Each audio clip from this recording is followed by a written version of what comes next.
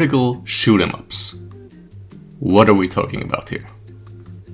I'm gonna explain this in reverse. In action games, players overcome challenges by physical means, relying on hand-eye coordination and quick reaction times. In shooters, the focus is on defeating enemies using ranged weapons. A shoot 'em up focuses on defeating large numbers of these enemies while evading their attacks. Vertically scrolling shoot 'em ups are usually from a top-down perspective with a vertically scrolling background. So, what's your favorite one? And why is it Tyrian?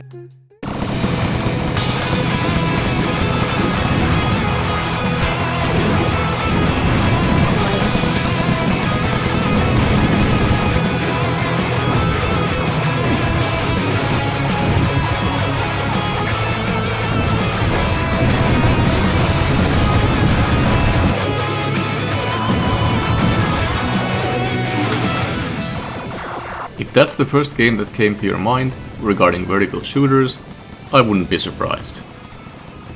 Listen, I'm not gonna do a full review about Tyrian here. More experienced YouTubers have already made a ton of those, and I don't need to make another one. What I am gonna do is use Tyrian as a reference while I'm talking about a few other games. For the type of game it is, I remember one YouTuber saying it was as close to perfect as you're gonna get. There's a link to that video in the description. In short, it's got a great and largely optional story, varied and fun loadout options, smooth controls, gorgeous graphics, awesome music, and plenty of Easter eggs, secrets, and bonus levels. And best of all, it's free. You can get Tyrian 2000, the latest version, at no cost from GOG. Go get it. Go play it. It's a 30-year-old game, the legacy of which modern day devs are still trying to live up to. Before I got to play this next game, while I was still a kid, I had already seen several different kinds of shoot 'em ups. Nothing that looked and felt this good to play though.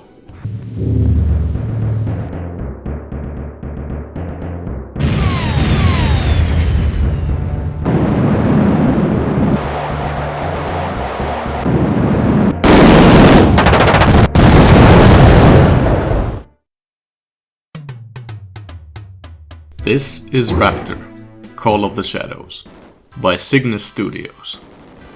This game showed me how awesome these kind of games can be, and besides, it's a year older than Tyrian, so for everything that Tyrian does so well, it owes to games like Raptor and the other games that I'm gonna talk about that set the example. In Raptor, you play the role of an anonymous mercenary pilot with dreams of wealth. Well, the megacorps are willing to make those dreams a reality, as long as you're willing to step into the shadows and do their bidding. Raptor has some flaws, but action is not one of them. You are the angel of death. Your arrival heralded by the deafening roar of your overwhelming firepower, gliding over the battlefield on wings of titanium and aluminum composite, leaving a raging firestorm in your wake. That's what it feels like anyway. But there are things that get in the way of that action though.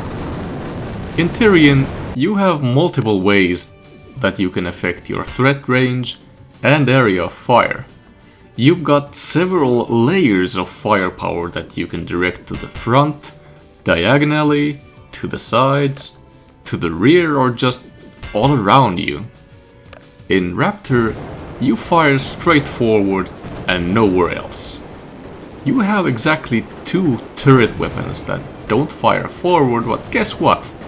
You can't control where they fire. They're auto-tracking, Aside from those, you have to fire first and then get out of the way. This is where the shadows from the game title come into play, by the way, as they're your early warning system to try and figure out where you should be positioned. The thing is though, in later levels there are these ships that fire these hit-scan beam weapons at you, and they will tear you in half with just a few hits. If you don't have enough firepower or aren't correctly positioned to hit them first, you are far better off just staying out of their way. Hiding in the corner just isn't a particularly enjoyable playstyle though. I usually like to play these kinds of games via mouse if it's supported, and it feels smooth enough, but it has a very slight acceleration and deceleration to it. So if you need a few really precise maneuvers to dodge those enemy projectiles, it might not work out for you. The mouse control in Tyrian feels just that little bit more responsive to me. Your score over there at the top is actually your cash. It's something you're gonna wanna get as much as you can, as fast as you can. At the higher difficulties, some of the later levels are nearly impossible if you haven't got the proper upgrades in place at that point, at least on my skill level. The more enemy aircraft you shoot down and the more buildings you destroy, the bigger the cash rewards. Most levels also have special caches and supply ships that will reward you with extra cash, weapons or shields. You spend that cash on upgrades.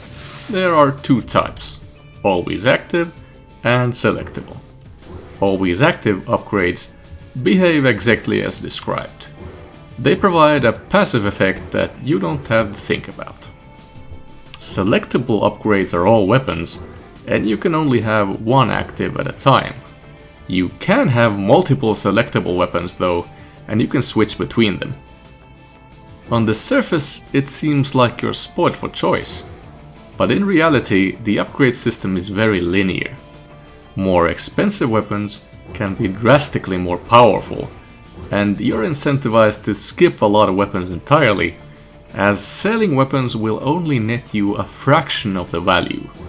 Unlike in Tyrian, where you can switch between weapons pretty freely. There, you have to balance stuff like DPS, firing arcs, and generator drain, so some weapons feel more like side grades. As the situation was, I only had the shareware version available to me as a kid, which was limited to the first sector. I still played it over and over again. Now, over 30 years later, I got to do my first full playthrough of all 3 sectors. There are 3 sectors in the full game, with 9 stages each.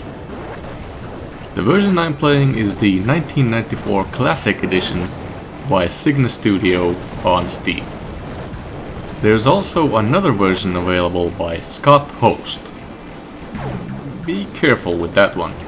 Look before you leap, that's all I'm saying. You can also find DOS copies on abandonware sites for free.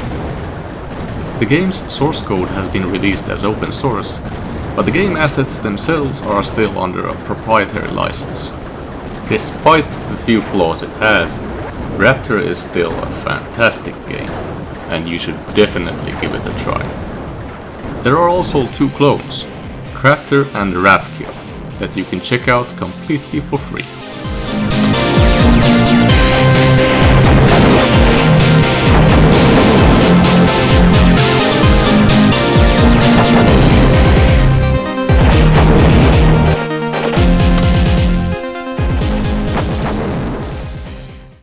Shifting gears, let's move on to a game that came out the same year that Raptor did. This is Highway Hunter, made by Omega Integral Systems. Apparently, this game was originally called Highway Fighter, with the original release being much harder than the game I'm playing right now. In so many of these horizontal and vertical shoot 'em ups, you either play as a starship, or an airplane, or some other form of hovercraft. Here we're playing as a car, and not just any car, a master, meaning multi-attack super turbo energy ranger, a prototype weapons platform made with alien technology to annihilate the last pockets of human resistance. Oh wait, I forgot to tell you, Earth has been conquered literally 5 years ago by the Axis of allied planets. They're now terraforming the planet to make it more suitable for off-worlders, which is also killing off all human life as a side effect. You're a resistance fighter that was captured and put into an adjustment camp garage to help develop the master. You then break out of said prison camp and steal the master. I guess they left the keys in the ignition or something? What? Well, anyway, your next steps are to break out of the security perimeter, rejoin the partisans, destroy the terraformers, and save the world. Unlike the other games here, Highway Hunter has a linear upgrade system. You upgrade your weapons by picking up arcade-style power-ups that periodically appear throughout the level. Each upgrade level has its own ammunition level, so if you run out of bullets, you will get downgraded a level until you're at your basic twin lasers, which have unlimited ammo. The health system in Highway Hunter is measured in pips. It's less forgiving than Raptor, but it's still better than a single life system. You can also pick up power-ups that give you varying types of shields to help protect yourself, but those are only active for a short time. In Tyrian, your shields are just a built-in feature that quickly recharge as long as you let your generator catch up, and can be upgraded too. The main appeal in Highway Hunter for me as a kid was, well, getting to be on a highway. And the highway changes, albeit subtly, between levels. As with driving in general, you have to keep your eyes on the road, as hitting the edges will damage your ride really quickly. Tyrian also has something like this in a few levels, but it's mostly saved for special occasions. I feel like they could have done more with this in Highway Hunter though, like choosing a route for example, with different speeds, enemies, and other road features for the route you picked. In Tyrian, you sort of can, but only between levels. Many levels have different kinds of gimmicks too, like a boss following you around, constant rock falls, or exploding barrels dropping from above. Tyrian has these kind of level features too, so stuff like spikes, speed ups, and minefields. Highway Hunter has a total of 15 levels, spread across 3 chapters with 5 levels per chapter. There is no saving between levels, there is no garage or hangar to return to like in Raptor. Just the open road from start to finish. Your score is additive between levels and resets on death, so the longer you can stay alive, the higher your score will be. You can start from whatever chapter you like, but your score starts from 0 regardless. If you want the highest high score, you pretty much gotta finish the game in one sitting and not die once. The other games here don't lag quite like Highway Hunter does. Even with the game set to fast, the game will slow to a crawl whenever there are more than a few threats on screen. This also led to mouse control to feel clumsy, and I found myself constantly crashing into the edges of the road, so I had to switch to keyboard control. The game is abandonware. Go try it out, and while you're at it, see if you can get it to run smoothly instead of choking up whenever there's more than one enemy on the screen. And now for something a little different.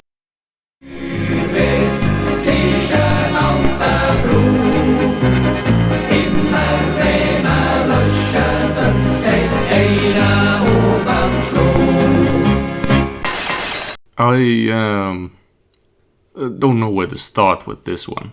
You try my patience. Make your choice. Okay, fine. A long time ago, everything was fine as far as beer was concerned.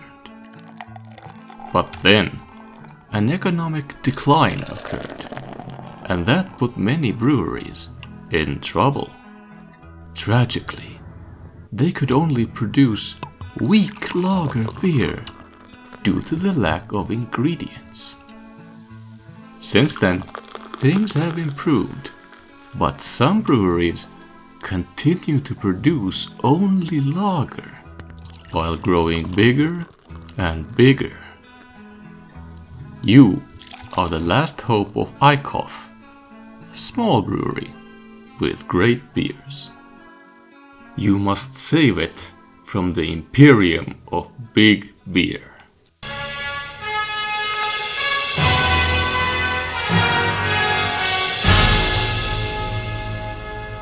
The Last Eichof, or TLE, is a game by Alpha Helix that makes you thirsty. The main draw of it for me is the novelty and the humor, especially when you're playing it for the first time. One moment you might be fighting a train, shooting brewery logos at you, and the next there's a potato truck assaulting you. At one point, you encounter an extremely aggressive Jack Daniels gift box.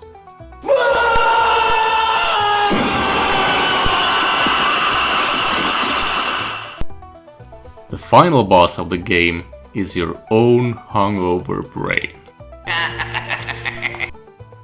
Tyrian has humor too, but it's completely optional content that you can access by collecting data cubes and reading through them. Well, you can also buy a carrot chip that shoots exploding bananas, or equip yourself with the hot dog cannon. Stuff like that. The game is about flying through space and shooting bottle caps at a bizarre range of enemies, like logos of various breweries, drinks of all kinds, the toaster screensaver, and Pac-Man. They'll assault you from all angles without warning too, and you die in one hit. At least Tyrian is polite enough to inform you whenever there are enemies coming from unexpected directions. The more of these things that you manage to take out adds to your leaders, the game's score system. The more leaders you have at the end of the level, the more cash you get to spend at the pub between levels. At the pub, you have a choice of various brands of beer that do different things, and the game doesn't explain any of them, so you'll have to go in blind. The beers at the counter, the Stange, Pony, Barbabrau, and Dunkel, are the safest choice as they shoot upward. The other choices off the menu do stuff like shoot sideways, or downward, or have explosive shots. There is also a gun from Xenon 2 for some reason, but it's really expensive and shoots kinda slowly, so I didn't find it that good. Whatever you choose to go with, you can actually place your purchase yourself, which is kinda cool and a fairly rare feature. You can have a maximum of 6 of these bottles active. Arguably the most important thing to buy from the pub are the bonus gutere, which are basically your extra lives.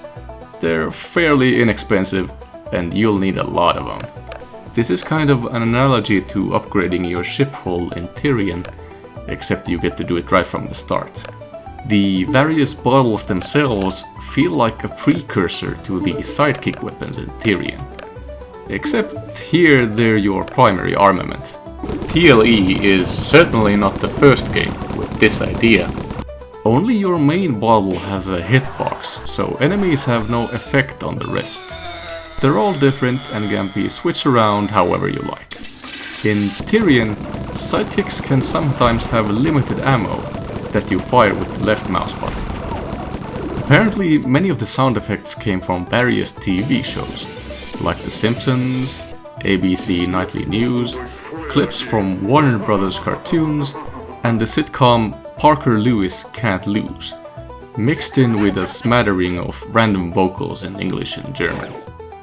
There's no in-game music, but the title theme is obviously from Back to the Future. Apparently, the game also features an instrumental from Pink Floyd and content from the songs Snapsbonus and Bring Me Edelweiss from the band Edelweiss. As far as the controls go, the game is keyboard only with no support for mouse controls. It's a short game with only 5 levels, but I think it's exactly the right length so that it doesn't get stale, like a lonely half-drunk pint left at the corner table. The source code for this game has long since been released into the public domain. It's short, it's funny, it's free. Go try it. Tyrian set an impossibly high bar for vertical shooters all the way back in 1995. However, it wouldn't have been the same thing without all the awesome games in their own right that came before it. I'm not saying the games I've discussed directly influenced certain aspects of Tyrian. Maybe they played a part, maybe not. I'm using them to highlight the many aspects that are there, because Tyrian is a collection of small, meaningful details that come together to form a polished whole. I didn't focus on the music or sound all that much this time around. I think the video is getting long enough as it is. What I will say is that there are some badass metal renditions of some of the game's soundtracks. They're made by some really talented people and are a pleasure to listen to. I think that's all from me this time. Next time, we're gonna talk about RPGs. Until then, have a nice day.